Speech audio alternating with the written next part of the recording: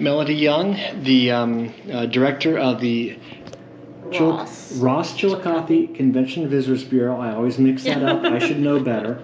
You were here speaking to the Ross County Commissioners, giving an annual report. Yes, talking about our 2024 numbers.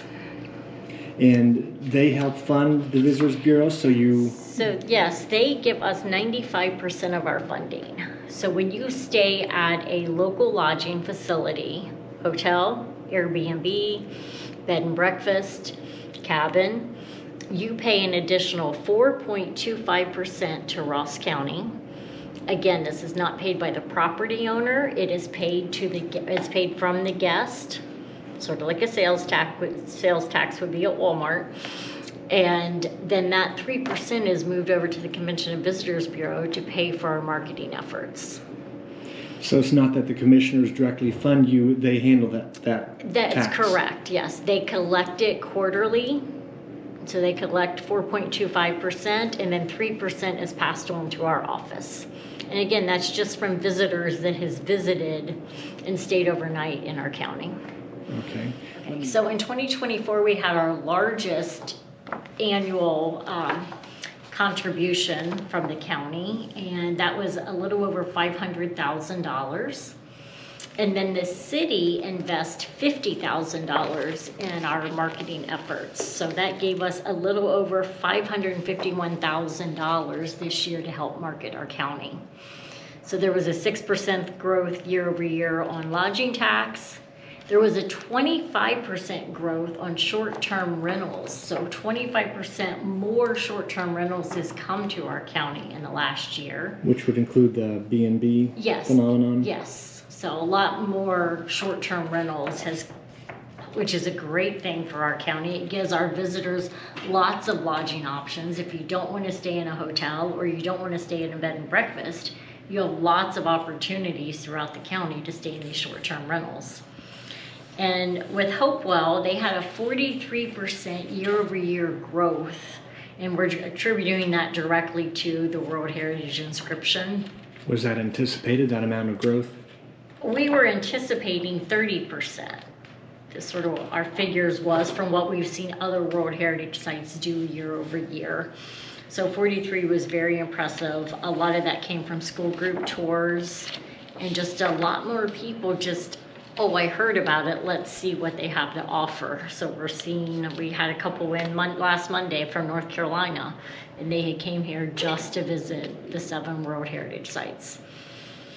So that was pretty exciting. Are the schools getting the kids out more? Yes. That field trips really decreased, especially during COVID. So there's been some funding allocated for both local and state schools to help get them out, not just to World Heritage sites, but to get them back.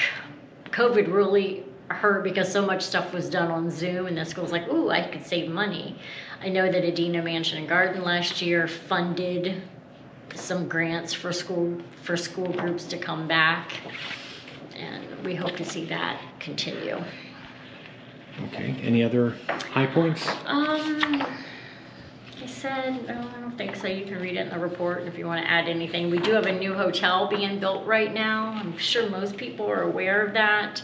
But there's a town place being built behind the Golden Corral.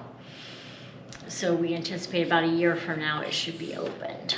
Okay, have they broken ground? They have. Yeah, they've been working on it for a while. Must not have looked in that direction recently. Take a peek while you go out there. They're working, even in the sub-degree weather last week, they were still out there working.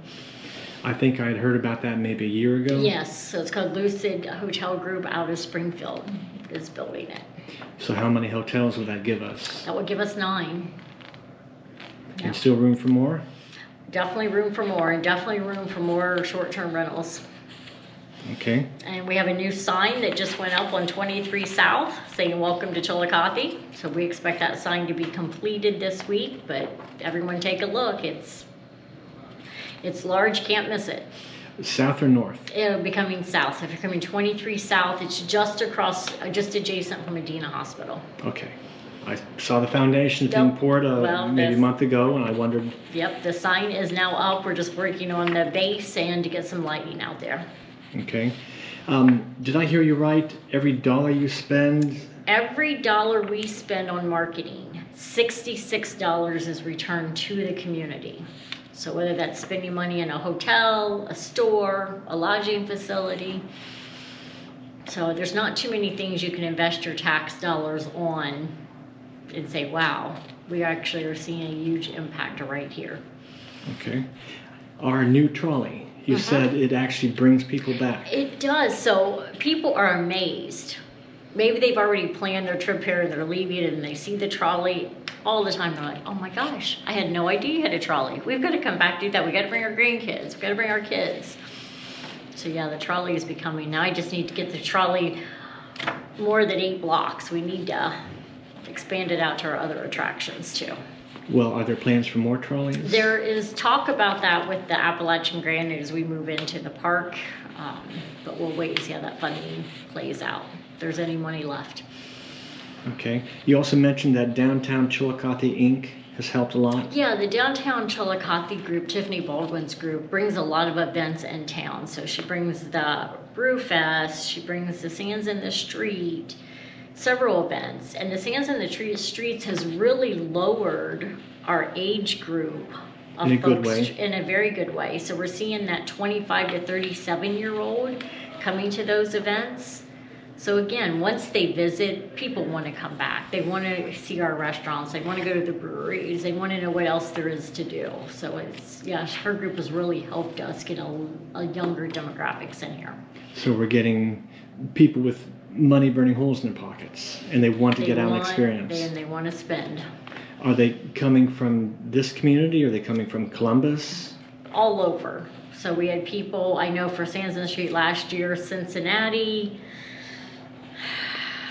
I want to say Savannah. I don't have all those details with me now, but they were not just here locally. So all those logbooks and records help you understand where people come from. Where people coming from. So always sign that register. Always sign it, please.